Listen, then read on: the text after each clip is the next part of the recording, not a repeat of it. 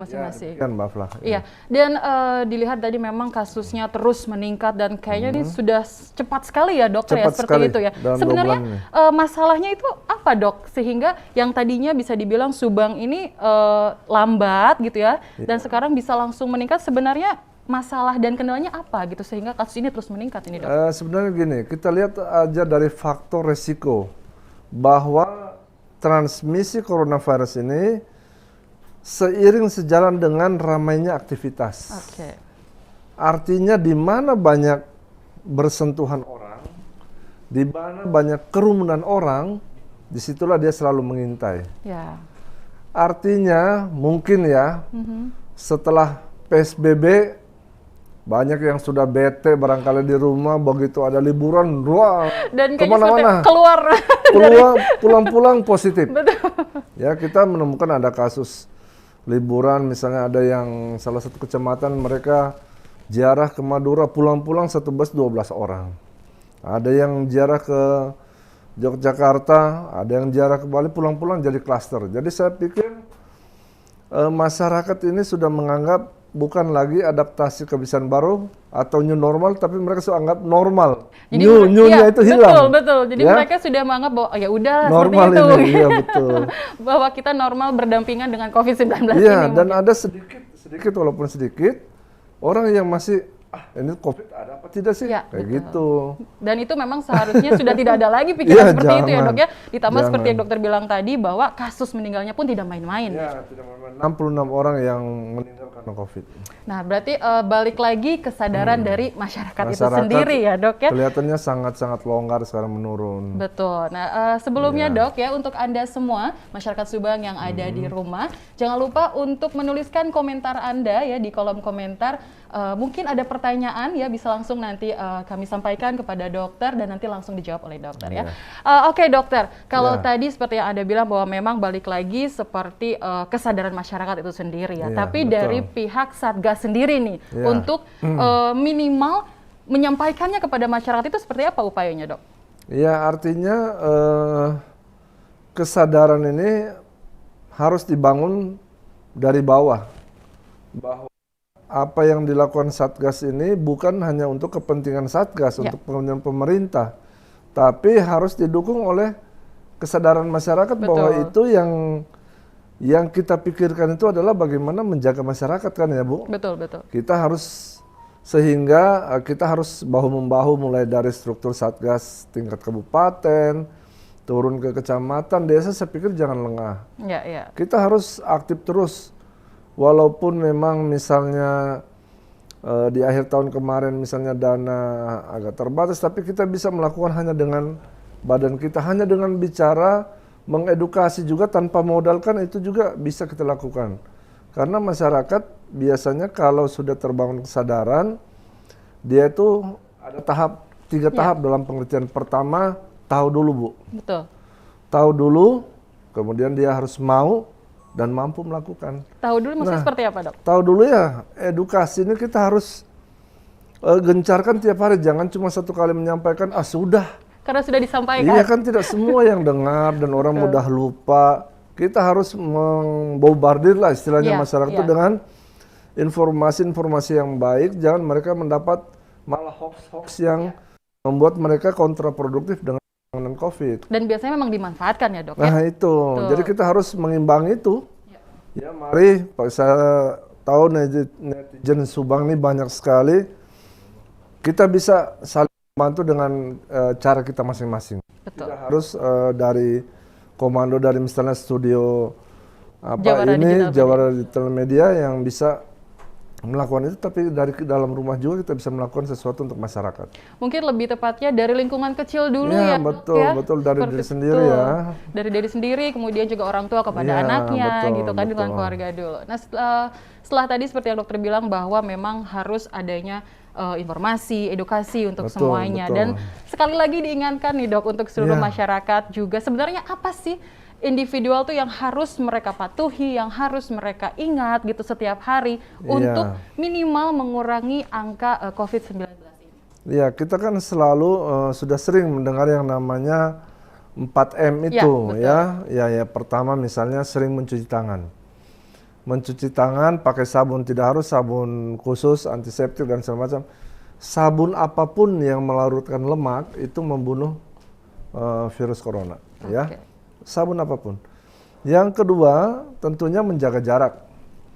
Nah, kita lihat masih banyak, kita kan bisa datang di misalnya rest area, kita bisa datang di toko, datang di supermarket, datang ke pasar di mana jaga jarak itu agak sulit dilakukan, tapi ya kita sebisa-bisa mungkin memakai APD kan. Betul. Nah, yang ketiga itu selain jaga jarak adalah memakai masker. Ini yang kuncinya.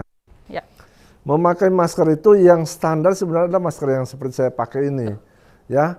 Karena secara teori masker bedah ini menyaring lebih dari 95% kuman. Kan kalau masker yang scuba atau dari kain, kecuali kain yang 3 lapis atau kain yang dipakai ada kantong di tengahnya, itu cukup membantu. Tapi kalau hanya yang 1 lapis itu 0 perlindungannya. Nah, kemudian yang keempat adalah itu menjauhi kerumunan. Dan untuk masker tadi ya dok, jadi banyak yang ya udahlah asal pakai saja gitu ya dok. Oh ya? Jangan, iya betul. Kalau banyak pertanyaan yang kadang-kadang menyesatkan, Bapak pakai masker? Pakai, tapi maskernya di sini nih. Pakai katanya. Ini kan yang penting ada maskernya ya Pak ya. Betul.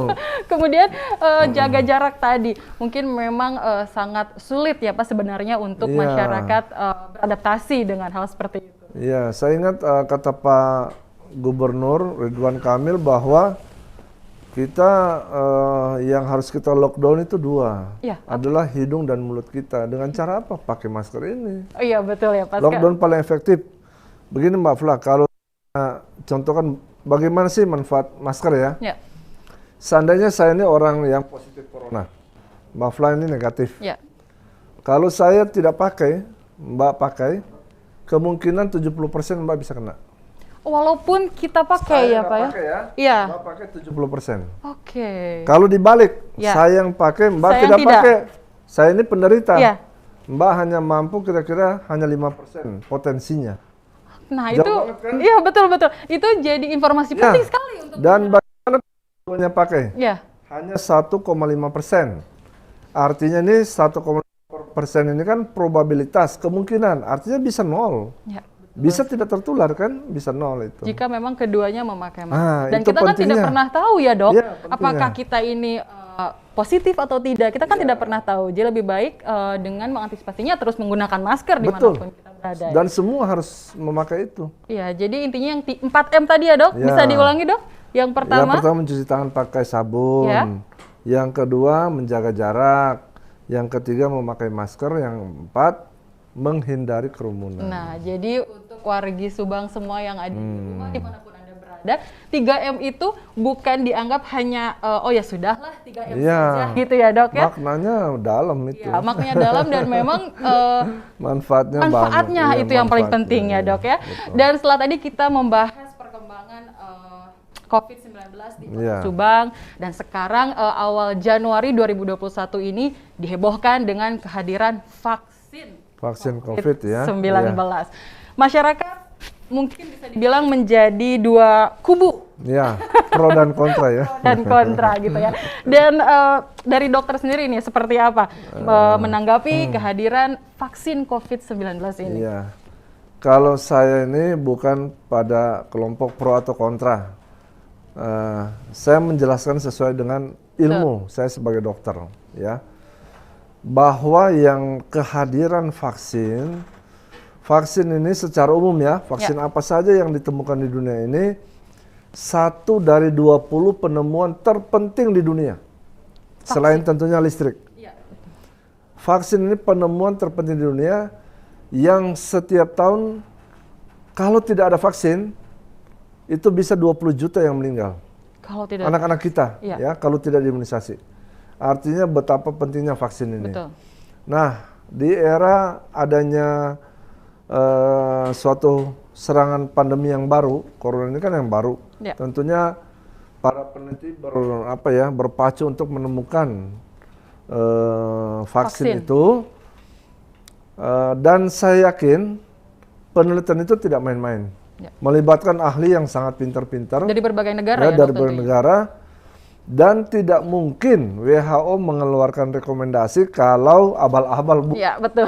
Kalau penelitian abal-abal boro-boro akan dipakai. Ya. Itu sudah melalui tahap yang secara medis sudah dilalui semua. Jadi ada yang bilang, oh belum uji klinis. Ya. Kata siapa yang kemarin 1.500 orang termasuk Pak Gubernur, kan itu namanya uji klinis tahap 3.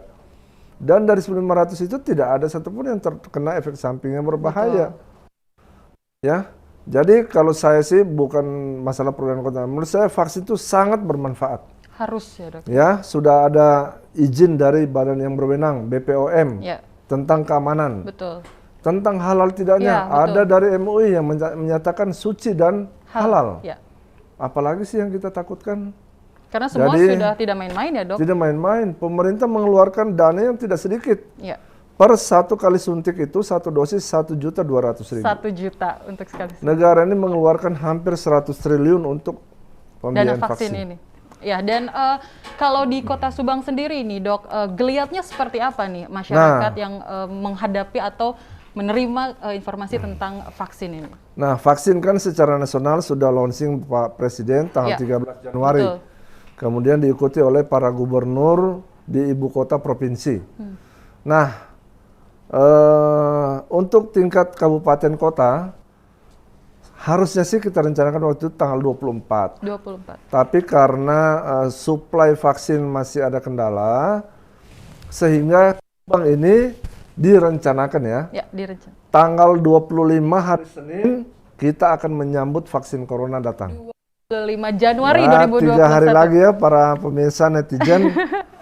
3 hari lagi vaksin corona akan datang dengan dikawal oleh TNI dan Polri dari provinsi ke Subang. Distribusi selama di Subang dia menginap 3 hari akan dijaga ketat karena ini barang yang penting. Betul. Program nasional yang harus sukses. Ya. Transportasi pun ke puskesmas, ke sarana kesehatan itu akan dikawal oleh masing-masing polsek dan koramil. Ya. Ya karena ini memang instruksinya seperti itu. Dan memang ini dijaga ketat sekali ya, Dok ya. Ya, insya Allah kita akan launching 10 orang penerima pertama pada tanggal 27 Mbak Fla. 27 Januari ya, 2021. 27 Januari. Ya, ini para pimpinan kita, Forkopimda akan mendapat kesempatan yang pertama. Sebagai orang pertama di Kota Subang. 10 orang pertama itu dapat saya informasikan pertama Pak Bupati. Ya. Ya. Yang kedua adalah Pak Dan Lanut sudah menyatakan kesediaan. Siap divaksin. Ketiga Pak Dandim. Ya. Keempat Pak Kapolres. Kelima Ketua Pengadilan. Yang keenam Ketua Apindo. Kami berharap mendapat dukungan dari Pak ARD untuk supaya semua perusahaan itu ikut juga divaksin. Ya. Kemudian ketujuh Ketua MUI, Ketua ID, Ikatan Dokter sebagai representasi kami tenaga kesehatan. Ya. Kemudian ada Ketua BPJS dan Ketua Dewan Perwakilan Rakyat Daerah. Itu adalah 10 pertama. 10 orang pertama yang akan mendapatkan vaksin COVID-19 di Kabupaten Subang ya, Pak. Berbahagialah yang 10 orang dapat vaksin. Dan rencananya tanggal 27 bertempat di RSUD. Di RSUD. Ya. Nah, itu tadi adalah orang-orang ataupun beliau-beliau yang nanti akan mendapatkan kesempatan pertama ya. Sebenarnya, Dok, untuk vaksin ini kan katanya ada yang tidak akan ataupun tidak bisa menerima vaksin. Sebenarnya apa yang menjadi kriteria? Oh ini bisa, oh ini tidak, itu seperti apa, Dok? Jadi gini, setelah vaksin diumumkan akan diberikan pada rentang usia 18 sampai 59 tahun, ya. Nanti ada yang bertanya dulu ya Mbak Fly sebelum saya jawab itu ya. Betul. Kan yang kita vaksin ini rentang usianya 18 sampai 59. Nanti ada yang bertanya dong, duh, kumaha anak-anak kita ini yang di bawah 18 apa dibiarkan itu terkena? Apalagi katanya itu paling rentan, usia paling rentan. Gimana nih? Orang tua saya apa mau dibiarkan mati aja karena sudah tua? Enggak seperti itu. Karena gini, vaksin ini kan diuji cobakan pada rentang usia 18 sampai 59. Betul. Kesimpulan yang diambil soal keamanan ada di usia ini. Nah, usia di bawah 18 dan di atas 59 belum masuk sasaran penelitian. Jadi tentunya penelitian nggak asal, oh ini boleh, ini kan keadaannya beda antara lansia dengan Anak-anak dengan usia yang tadi, usia produktif itu ya. Jadi itu, kenapa alasannya kenapa tidak divaksin? Karena itu bukan dari bagian dari penelitian. Saya kira kedepannya akan diteliti dan akan ada rekomendasi yang baru. Ya. Nah, yang kedua, dari 18 sampai 59 tahun ini, kita kurang lebih 774.000 warga Subang yang akan dapat vaksinasi. Oke. Nah, setelah itu, Persatuan Ahli Penyakit Dalam Indonesia, PAPDI namanya, mengeluarkan 14 kriteria orang yang tidak boleh divaksin. Nah, karena apa? Sesuai dengan cara kerja vaksin itu, tentunya dokter kan sebagai ahli sudah meneliti. Sudah, iya. Oh, kondisi-kondisi ini jangan dulu supaya apa? Kita menjamin bahwa yang kita beri itu sudah pasti aman. Karena jangan-jangan gini, misalnya dia hipertensi berat, misalnya datang di tensi 220. Ya. Pada saat di tensi karena di hutan, Mbak Fla, jadi naik. Pulang di rumah dia 240, dia stroke. Yang disalahkan kan, vaksin. Padahal penyakit dasarnya. Betul. Seperti itu. Jadi kita pilih-pilih dulu kelompok yang berisiko. Kan tidak hanya divaksin, kadang-kadang orang yang darah tinggi juga lagi makan bubur stroke kan? Iya, betul. Jatuh. Lagi olahraga, jatuh. Iya. Kelelahan lagi bisa. Divaksin. Nanti akan ada dampak yang tidak baik. Makanya dipisahkan dulu yang betul-betul berisiko. Siapa saja saya bacakan ya. Biar yang pertama ya, para netizen masyarakat Kabupaten Subang, ada 14 kriteria yang tidak boleh mendapat vaksinasi. Walaupun Bapak, Ibu, Akang, Teteh mendapat panggilan dari SMS nanti kan, dapat itu. Pertama, pernah terkonfirmasi menderita COVID. Entah ini bahagia atau entah ini gimana ya. Jadi termasuk positif, Pak Wabub. Iya, betul. Pak Wabub ini betul. Karena sudah penyintas namanya pernah mengalami, termasuk Pak misalnya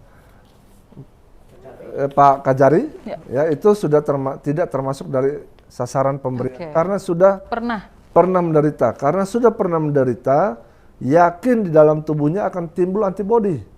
Karena sudah pernah itu. Sedangkan vaksin ini merangsang antibodi kan sama saja, mau bajir. Iya, betul. Lebih baik kita kasih kepada orang yang belum. Perlukan, ya. Betul.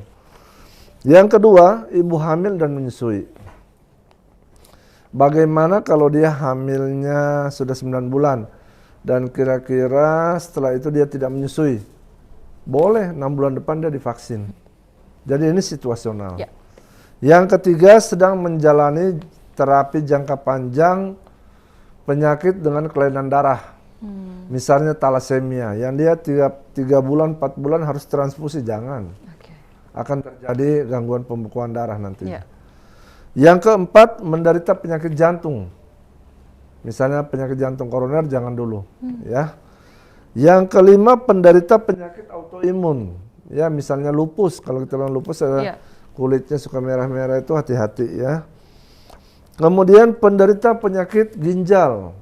Orang yang gagal ginjal, sering bengkak-bengkak, kaki, muka, hati-hati, jangan dulu. Ya. Kemudian penderita penyakit rematik yang autoimun.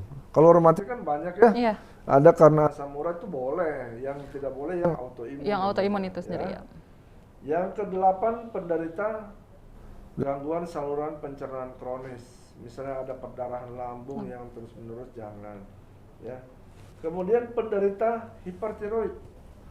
Kelihatan tuh hipertiroid itu orang punya kelenjar gondok dan matanya melotot tuh, itu hipertiroid. Ya. Kemudian penderita penyakit kanker dan kelainan darah. Ya. Kemudian yang ke-10 adalah yang ke-11 penderita dengan gejala infeksi saluran pernapasan, misalnya batuk, pilek, sakit tenggorokan, panas dalam 1 minggu sebelum sebelum divaksin. Sebelum divaksin. Jangan-jangan dia sudah kena corona. Ya. Yang ke-12 penderita kencing manis yang tidak terkontrol, Mbak Flah. Kalau misalnya dia kencing manis, tapi dok saya rutin berobat, kadar gula saya kadang-kadang 200, kadang-kadang 180, oh itu boleh. Silakan. Yang tidak terkontrol itu jarang berobat, datang ke dokter 500, datang ke dokternya setengah 6 bulan sekali, itu namanya tidak terkontrol. Ya. Yang ke-13, penderita HIV. Karena dia daya tahannya lemah. Ya. Dan yang terakhir adalah penderita penyakit paru-paru. Misalnya asma atau tuberkulosis.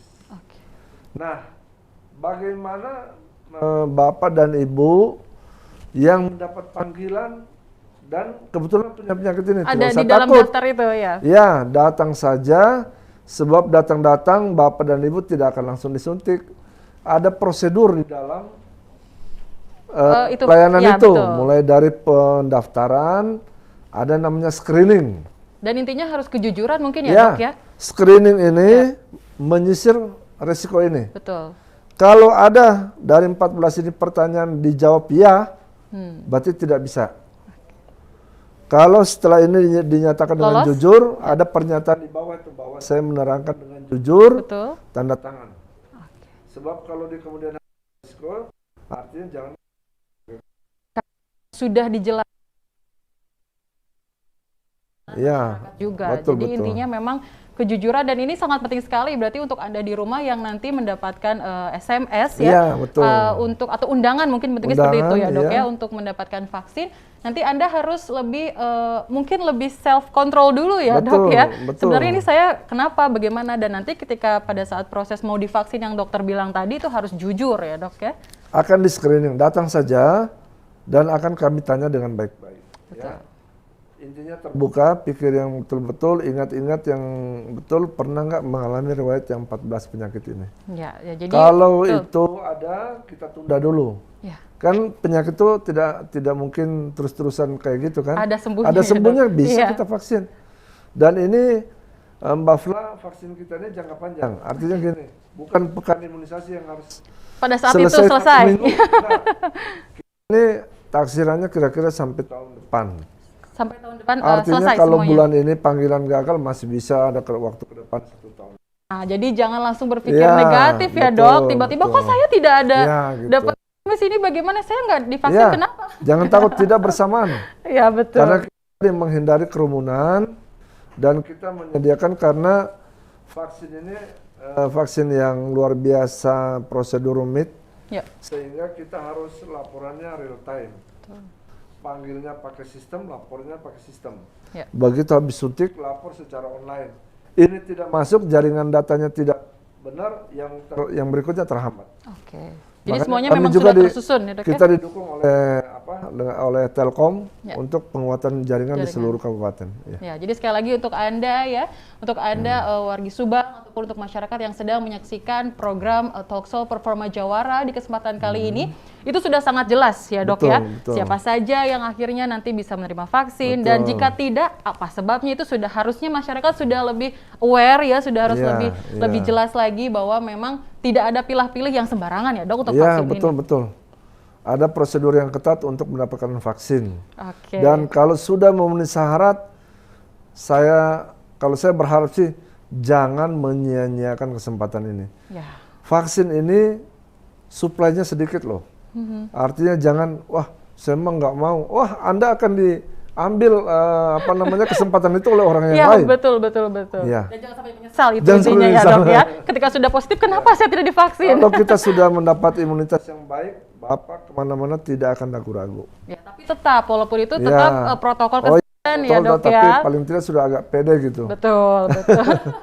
Ya, jadi sekali lagi untuk Anda di rumah, kami Fla dan juga Dr. Maksi ini masih menunggu ya komen-komen dan juga pertanyaan dari Anda yang ada di rumah atau di mana berada.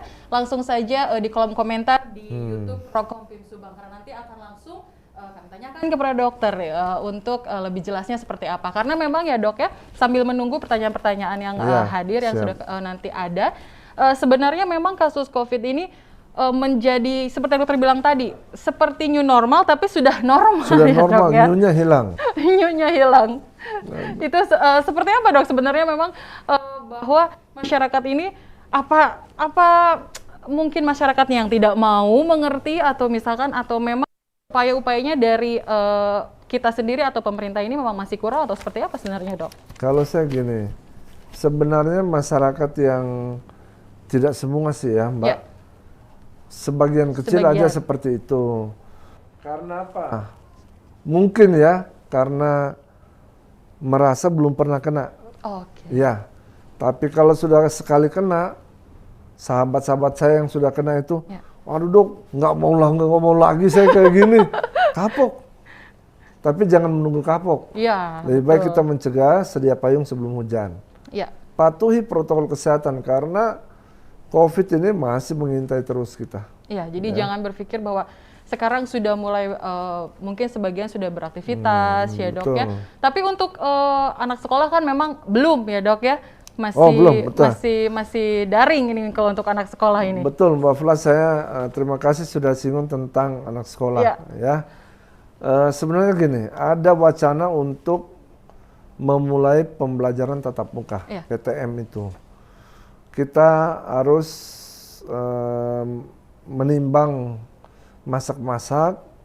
Kami sudah ada diskusi di Satgas dan sudah merekomendasikan kepada Pak Bupati bahwa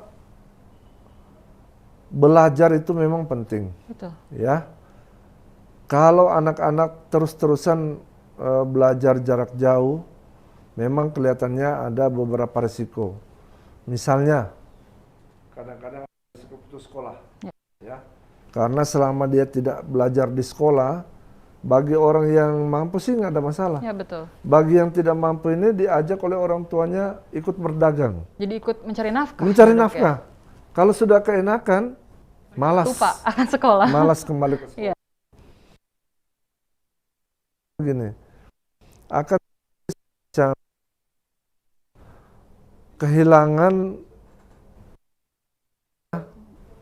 masa-masa tumbuh kembang. Iya, betul. Tumbuh kembang yang harusnya dia dibina oleh gurunya. Betul. Ya. Itu ternyata dia bergaul dengan keluarganya sendiri. Ya. Padahal ada hal-hal yang dilakukan oleh guru. Dan yang ketiga apa?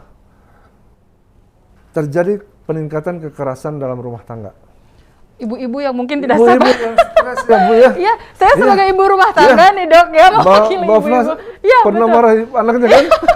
Jadi kadang ya Dok ya, memang karena kan orang tua ini punya seperti saya yang memang punya kesibukan di luar mengurus anak. Tapi dengan tugas-tugas yang memang tetap harus kan. Darah tinggi kan orang tuanya. Betul Dok. Dan memang tidak jarang juga orang tua yang lepas kontrol ya Dok ya. Jadi saya pikir tidak semua orang tua itu bisa menjadi guru yang baik. Betul.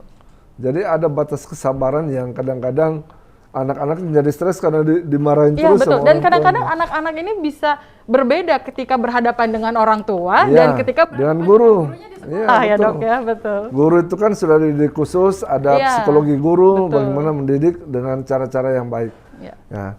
Tapi di balik itu semua itu penting sebenarnya pendidikan. Tapi yang paling nomor satu adalah menjaga keselamatan anak-anak. Ya, itu lebih penting. Anak-anak tidak sekolah 1, 2, 3 semester, saya pikir tidak akan bodoh. Tapi kalau pada saat dia sekolah berisiko dan dia meninggal, itu penyesalan yang tidak ada duanya. Ya, lebih dari hanya sekedar itu ya Dok. Komisi Penanggulangan Perlindungan Anak sudah menyatakan bahwa kebutuhan kesehatan adalah nomor 1. Ya. Sedangkan pendidikan itu ada di urutan berikutnya. Artinya gini, selagi masih tinggi-tingginya kasus, selagi kita masih PSBB, dan selagi kita vaksin belum sukses, jangan dulu tatap muka. Ya. Kami sih ingin kalau vaksin sudah berjalan, kasus turun, mangga, mau tatap muka silakan. Dan itu perkiraan kami paling cepat di semester ganjil tahun ajaran 2021-2022. Amin ya Dok ya. Kita harus mempersiapkan juga sekolah itu siap dengan protokol kesehatan. Betul. Saya contohkan, kalau mau buka di dalam aturan tidak boleh ditungguin. Oke. Anak-anak tidak boleh ada kantin di 2 bulan pertama. Harus bawa makanan sendiri. Yang berikutnya namanya sarana cuci tangan, wajib pakai masker. Tidak ada kegiatan ekstrakurikuler, itu menjadi protokol semua, hanya kegiatan belajar mengajar. Rapat-rapat orang tua murid tidak boleh. hanya khusus belajar mengajar dengan kapasitas yang dibatasi. Ya, jadi saya kira persiapan itu butuh waktu lah. Ya, sekian bulan dipersiapkan oleh satuan pendidikan supaya kita melangkah itu tidak ragu-ragu. Ya, betul. Dan jangan juga menganggap sekolah siap. Nah, yang jadi permasalahannya gini, mungkin saja sekolah siap. Tapi ingat, anak ini menuju dan pulang dari sekolah, itu resikonya luar biasa. Misalnya anak mafla SMP, naik angkot, apakah di angkot itu orangnya bersih semua? Belum tentu juga ya, Dok. Dia tidak tertular di sekolah, betul. Tapi itu dalam perjalanan menuju ke sekolah. Tapi tetap dianggap karena dia sekolah kan? Iya. Betul. Dia ojek itu bersih semua. Betul. Ojek itu ngomong, langsung ke belakang. Dan untuk anak-anak biasanya mungkin yang apalagi usia SD gitu ya, mungkin agak acuh ya, atau mungkin tidak terlalu mengerti masker tangan dan betul. Nah, jadi menurut kami kayaknya belum tepat waktu untuk membuka pelajaran tatap muka di era-era sekarang. Kita sukseskan dulu lah imunisasi ini, sehingga kalau belajar tatap muka kita udah nggak ragu-ragu. Kalau sebagian besar 70% masyarakat tervaksinasi, itu ada namanya herd immunity, perlindungan kesehatan untuk kelompok. Ya, itu sih sasaran kita. Ya, jadi intinya buat ibu-ibu yang ada di rumah lebih bersabar lagi. Sabar. Khususnya juga seperti saya, ibu-ibu yang memang beraktivitas tidak hanya di rumah saja. Dan tapi tadi bisa saya simpulkan yang paling mengena itu adalah bahwa pendidikan memang yang utama, tapi keselamatan dan kesehatan itu yang lebih nomor satu ya, Dok ya. Kita kan ingin corona ini cepat-cepat pergi ya. Betul. Ingat loh, corona ini kan mulai dari bulan Maret. Artinya 2 bulan lagi ulang tahun ya, corona berulang tahun. Kita jangan kasih selamat, apalagi mendoakan dia umur panjang. Kita kasih salam perpisahan ya, Dok ya. Jangan dikasih kado ya, Dok, kayaknya. Jangan dikasih doa umur panjang, bahaya, Pak. Bisa habis APBD ini. Betul. Jadi betul ya, Dok, 2 bulan lagi corona ini berulang tahun. Dokter mau mengucapkan apa? Cepat mati aja. Cepat berlalu saja ya, Dok ya. Oke, Dokter, sambil kita masih menunggu ya pertanyaan-pertanyaan yang memang sudah masuk ke kolom komentar kita di YouTube Prokompim Subang. Dan saya pun mengingatkan lagi untuk Anda semua wargi Subang dan juga untuk seluruh masyarakat yang sedang menyaksikan talk show Performa Jawara yang saat ini sudah bersama kita, sudah mengobrol, menjelaskan, memberikan informasi, yaitu Dr. Maksi SHM Hakes. Beliau ini adalah juru bicara Satgas COVID-19. Jadi semua informasi valid ya, Dok. Yang disampaikan semuanya ini sudah dari narasumber yang memang sudah terpercaya. Jadi sekali lagi untuk Anda, jangan lupa juga di subscribe dulu ya, di like dan juga di share Prokompim Subang. Dan ini juga ada di sosial medianya, itu ada di Facebook Jawara Digital Media. Untuk pertanyaan, kita sedang menunggu lagi ya, sekali lagi untuk Anda semuanya yang saat ini tengah menyaksikan dimanapun Anda berada. Pertanyaannya mudah-mudahan sih sudah terwakilkan ya, Dok. Tadi kita sudah benar-benar mengupas dari A sampai Z. Jadi sudah cukup jelas kali ya. Tapi biasanya kalau netizen ya, dokter menyapanya netizen ya, netizen dan masyarakat juga wargi Subang di rumah, kayaknya ada aja gitu ya, Dok ya, yang penasaran gitu. Nah, tapi mungkin, Dok, ini agak sedikit keluar dari apa yang sudah kita bicarakan ya, Dok ya. Apabila memang kita sudah positif nih, Dok ya, kita sudah positif, kemudian kita sudah isolasi, dan setelah 14 hari kemudian kita masih positif, itu sebenarnya kita bagaimana, Dok? Apa tetap diisolasi di tempat yang disediakan atau bisa di rumah gitu? Bagaimana, Dok? Ya, pertanyaan yang bagus sekali dan mengingatkan saya hal yang penting ini. Ya, jadi gini, seandainya kita dites dan kita dinyatakan konfirmasi atau positif corona, kita bagi dua. Kalau yang bergejala atau tanpa gejala atau bergejala ringan, itu isolasi mandiri. Bisa di rumah, di mes kantor, atau di villa sendiri, atau di hotel. Kalau dia bergejala sedang dan bergejala berat, gejala sedang sampai berat apa? Panasnya misalnya tidak turun-turun. Ada gejala sesak napas, ya. kemudian ada gangguan yang lain, misalnya tidak mau makan dan segala macam, itu harus masuk rumah sakit. Ya. Kalau tanpa gejala dan bergejala ringan, apa itu contohnya? Misalnya dia tidak merasa ada, saya tidak sakit. Sehat. Nah itu saja. Kebanyakan seperti itu ya dok ya? Yang kedua, dok, saya ini kehilangan daya penciuman. Kalau kita makan mungkin sate Marangi yang enak-enak kok jadi nggak ada rasanya. Nah itu masih gejala sedang namanya. Jadi jangan buru-buru, saya harus dirawat, tidak. Boleh di rumah itu seperti itu. Nah, kalau yang isolasi mandiri, kalau rumah sakit itu urusan dokter ya. Betul. Rumah isolasi mandiri ini, waktunya berapa hari? 10 hari. Kalau 14 hari, Mbak Fla, itu protokol yang lama. Oke, jadi kalau sekarang 10 hari saja. Ya. Setelah 10 hari, apakah dites lagi? Nah. Tidak wajib dites. Oke. Gimana caranya? Kita mengeluarkan surat keterangan selesai isolasi dan boleh beraktivitas biasa. Oke. Mau ke mau ke mall, mau kemana saja boleh. Iya. Ya, artinya segala aktivitas boleh. Nah, tentunya ini, apakah orang itu sudah negatif atau masih positif? Nah, betul. Karena kan lagi dok. Nanti ada dites, jadi nggak tahu kan? Dua-duanya bisa terjadi. Okay. Bisa sudah negatif, bisa masih positif. Kalau sudah negatif, salah. Positif. Gimana kalau masih positif? Jangan takut. Positifnya hasil tes Anda yang dites kan, setelah hari ke-10 itu tidak bermakna apa-apa. Okay. Tidak ada kaitannya dengan daya tular atau penularan ke orang lain. Kenapa? Yang jadi patokan kita adalah waktu 10 hari. Virus ini secara teori akan mati antara 1 sampai 7 hari. Akan mati ya dok? Akan mati dia 1 sampai 7 hari. Kalau misalnya kok dok, kenapa saudara saya sampai 2 minggu sakitnya? Betul. Virusnya sudah mati, gejala sisanya yang masih ada. Oke, nah misalnya, itu mungkin ya. Gini, terjadi tabrakan. Ya. Tabrakan kan cuma sedetik itu aja. Betul. Tapi membersihkan sampahnya itu kan bisa 1 jam kemudian, 2 jam kemudian. Artinya dia sudah tidak ada kejadian itu kan. Coronanya udah nggak ada, tapi dampaknya masih terasa. Nah, kalau dia masih positif di tes kedua, ketiga, keempat, kita punya rekor gini Mbak Fla. Kasus Kalijati, kasus pertama kita itu sampai 10 kali swab. 10 kali? Kasus Malang, ada yang 4 orang 10 kali, 1 orang 11 kali. Oh. Itu menurut saya kecelakaan sejarah, karena apa? Waktu itu kan masih diteliti juga, sehingga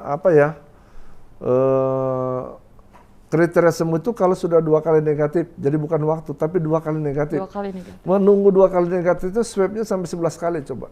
1 orang? Iya, padahal virus ini sudah mati di dalam waktu 7 hari. Kenapa dia masih positif kalau di tes kedua, ketiga yang sudah 1, 2, 3 sampai 1 bulan, 3 bulan? Karena apa? Yang positif itu adalah bangkai kuman. Tes PCR ini bukan tidak punya kelemahan. Dia kan mendeteksi materi genetik. Ya. Jadi dia tidak bisa membedakan Mbak Fla itu antara kuman yang masih utuh atau ini fragmented, fragmennya, bagian pecahan kuman. Misalnya kita ketemu mayat, kalau PCR terlihat ya. Oh ada manusia tangannya. Ya. Yang bahaya kalau manusia utuh masih yang bisa berbahaya. Kalau cuma tangannya, cuma jarinya, kan dia tidak menyebabkan sakit. Seperti itu. Jadi, jangan usah takut. Kalaupun dia masih positif, itu tidak akan menularkan ke orang lain. Ya betul. Ya, jadi 1 dan 7 sampai 7 hari ya dok ya. Oke. Ini sudah ada pertanyaan nih dari yang ada di rumah yang sudah masuk ke YouTube kami. Ini dari Mars Pro Indonesia nih dok ya. Dok, bagaimana dengan pemerataan vaksinasi nanti? Apakah ada koordinasi dari Satgas hingga ke lapisan bawah desa, RT atau RW? Silakan dok. Terima kasih nih dari mana tadi? Mars Pro. Mars Pro ya. Jadi gini, di dalam proses pelaksanaan vaksinasi ini kita masih berproses terus setiap hari, ya.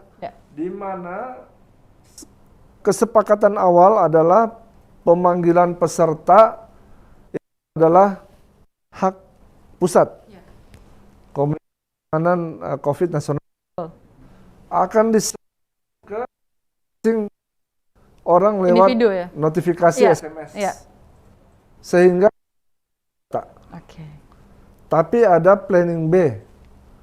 Karena sampai detik ini saya berbicara, ternyata sistemnya belum sempurna. Terbukti yang 7 kota yang sudah duluan, ya kasih, itu ternyata mereka kacau balau juga datanya. Data itu akhirnya manual. Kami sih sebenarnya ingin manual. Ya, seperti saya sudah berbicara dengan Pak Kalak BPBD, Pak Haji Hidayat, lebih tepat sasaran kalau manual. Betul. Maksudnya gini, Mbak, kalau manual, artinya kami kan sudah tahu. Oh, camat sudah tahu kan warganya. Warga, ya betul. Dia tahu. Ya. Dan kita katakan yang mana berisiko. Misalnya, maaflah, masyarakat desa ini nih, oh dia pekerjaannya sopir. Ya. Bolak-balik Jakarta, Bandung. Betul, harusnya dia duluan divaksin. Betul. Daripada tiba-tiba Jakarta ngasih ternyata dia nelayan yang hari-hari di laut. Apa kepentingannya? Tidak bertemu ikan. Artinya tidak matching nih. Betul. Tidak tepat sasaran ya, Dok, ya? Tidak tepat sasaran. Siapa yang kita mau kasih sih perlindungannya? Iya. Harusnya kita kasihkan orang yang mobilitasnya tinggi. Iya. Nah, kalau ini kayak apa ya? Bisa tidak kena sasaran, tidak matching. Jadi kami ingin sebenarnya bukan mendoakan ya bahwa sistem itu manual saja. Karena ya lebih tepat sasaran juga. Iya, saya maunya kalau diserahkan ke kami, pendataan itu, saya akan sisir misalnya pekerja pabrik, itu menjadi sasaran mereka bergerombol di sana. Iya, betul sekali.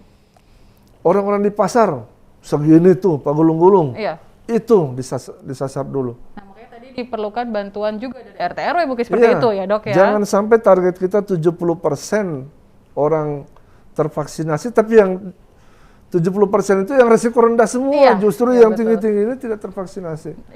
Makanya ini mohon maaf, dari Mars tadi saya belum bisa menjawab kalau pemerataan detailnya itu karena sifatnya pemberitahuan dari pusat. Kami di Disduk itu hanya mengirim data NIK-nya ke pusat. Ya, dan itu sistemnya mungkin online. Online, dan itu bukan wewenang kami. Ya, oke. Terima kasih. Dan ini ada pertanyaan selanjutnya dari Tinta Hijau. Dok, untuk vaksin tahap pertama untuk tenaga kesehatan dan juga TNI Polri, kalau untuk warga nih, Dok, kapan katanya, Dok? Jadi gini, ini mungkin Pak Anas ya ini. Kami perkirakan kan yang jatah pertama ini TNI Polri ini hasil pendataan kami sekitar 4.100. Nakes TNI Polri itu 4.100. Nah, kami dapat dropping yang tanggal 25 nanti itu ada sekitar 5 atau 6.000. Artinya ada spare yang lebih. Sehingga kami tuh ingin secepatnya masyarakat juga terlindungi. Tenang aja para pemirsa dan netizen ini, mudah-mudahan itu akan lanjut terus. Jadi tidak ada tahap yang berhenti dulu, tidak. Begitu nakes selesai, besoknya udah langsung warga. Dan kita berharap itu manual, jadi kita bisa cari yang berisiko tinggi. Kalau tetap misalnya itu online, by system, online, ya kami tinggal menunggu saja siapa yang dipanggil. Iya, betul. Terima kasih, Dok, ya. Dan selanjutnya nih, Dok, ada lagi dari Project Kreatif. PPKM kembali diperpanjang, betul, Dok? Katanya sampai kapan, Dok? 5 Februari. 5 Februari. Ya. Jadi kalau menurut bahasa ini kita guyon sedikit ya. Ada yang bilang jangan hanya diperpanjang, tapi diperkeras katanya. Maksudnya PPKM-nya ya, Dok, sidaknya. Jadi diperpanjang, ya, diperkeras disiplinnya itu. Betul. Penegakan jangan macam-macam dulu asosiasinya ya. Jadi artinya kita harus lebih ketat dong mengawasi itu. Sekarang kalau hanya diperpanjang tapi kitanya tidak memperkeras diri untuk mematuhi ya, Dok, ya. Kayaknya percuma juga mungkin seperti itu ya, Dok. Oke, untuk semua netizen kalau kata Pak Dokter yang ada di rumah masih kami tunggu ya untuk pertanyaan selanjutnya, dan jangan lupa dulu di subscribe Prokompim Subang, dan juga mungkin Anda yang menyaksikan di Facebook Jawara Digital Media juga selamat sore ya. Dan ada pertanyaan ini, satu pertanyaan terakhir, Dok, yang bisa masuk, yang bisa langsung kami sampaikan. Ini dari ini yang nonton juga kayaknya banyak sekali ya dok ya, karena mungkin masyarakat juga ini kesempatan, wah mumpung ada dokter nih katanya nih, kapan lagi bisa langsung bertanya sama dokter, karena pasti di benak masyarakat ini banyak sekali pertanyaan-pertanyaan yang selama ini, karena sudah hampir 1 tahun ya kita berhadapan dengan namanya COVID-19 ini ya dok ya. Siap. Dan satu lagi pertanyaannya masih kita tunggu dari siapa nih yang beruntung pertanyaannya bisa langsung Vla bacakan, bisa langsung dijawab oleh dokter Paksi ya. Nah ini dok, bagaimana protokol kesehatan di pabrik-pabrik dok? Ya, baik, terima kasih.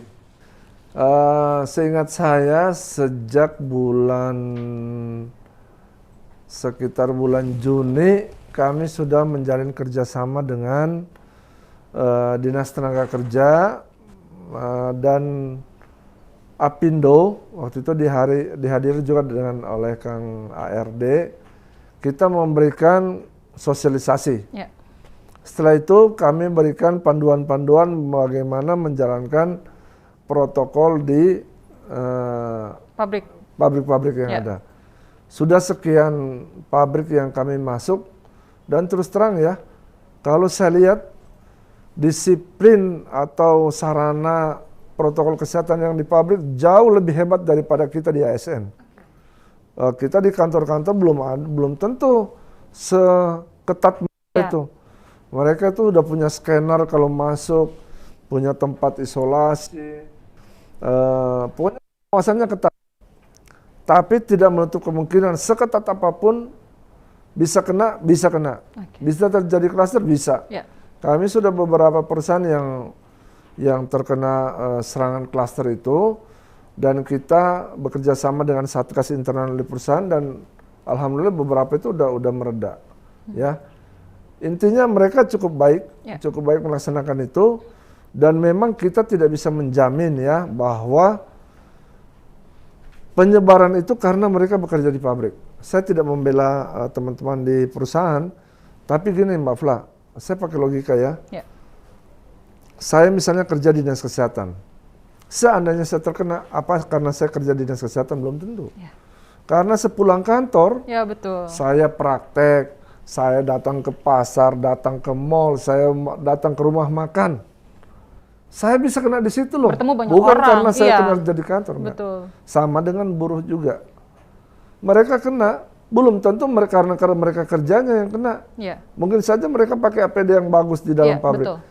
Begitu sudah jadi masyarakat biasa kembali ke rumah, datang di hajatan, bantu, kemana-mana, apalagi sampai piknik, disitulah. Jadi jangan salahkan pekerjaannya mungkin. Tidak tepat, karena kita nggak bisa tahu ini orang dapat kena dari mana. Atau misalnya kita ada yang bilang, dok saya tidak kemana-mana, tapi ternyata kira-kira 2 hari yang lalu ada tamunya dari Bandung datang, itu mungkin. Jadi di rumah pun belum tentu ya dok ya, kalau kita tidak mematuhi 3M tadi. Oke, mungkin sudah cukup jelas ya untuk seluruh masyarakat yang ada di rumah, wargi Subang semuanya yang sudah menyaksikan.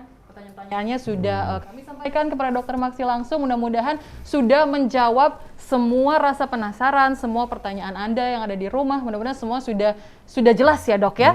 Mudah-mudahan sudah jelas. Dan untuk terakhir nih dok, sebelum kita closing acara untuk hari ini di Performa Jawara, himbauan sekali lagi untuk seluruh masyarakat yang ada di rumah, langsung dari dokter seperti apa? Ya, himbauan pertama terkait tadi, tetap patuhi 4M. Cuci tangan, jaga jarak, pakai masker, dan hindari kerumunan. Ya, jangan bepergian kemana-mana kalau tidak penting. Terus yang kedua, agenda kita ke depan adalah sukseskan vaksinasi. Artinya dengan ibu-ibu atau AAA, teteh datang ke tempat imunisasi dan bersedia diimunisasi, itu sudah sangat membantu pemerintah untuk menyehatkan masyarakatnya. Ya, artinya 2 agenda besar kita harus kita sukseskan, bagaimana menghentikan transmisi dan bagaimana membuat kekebalan di tingkat masyarakat. Oke, terima kasih Dok sekali lagi sama-sama atas waktunya sudah mampir ke studio Jawara Digital Media di kesempatan kali ini sudah ada di acara talk show kami di Performa Jawara. Lain kali mampir lagi ya Dok. Mudah-mudahan mampir dengan corona yang sudah tidak ada. Siap. Kita berbicara masalah yang lain ya Dok ya. Kita mengucapkan say good ya, betul. Ya. Nanti kita rayakan perpisahan untuk corona ya Dok ya. Terima kasih Dokter sekali lagi. Dan juga terima kasih untuk masyarakat Subang, wargi Subang semua yang ada dimanapun Anda berada yang sudah menyaksikan live kami di YouTube Prokompim Subang dan juga di Facebook Jawara Digital Media. Saksikan terus ya program Performa Jawara selanjutnya, tentunya dengan narasumber lainnya, dengan berbagai macam informasi lainnya. Flara Ramdhani pamit, wassalamualaikum warahmatullahi wabarakatuh, dan salam Jawara. Salam Jawara.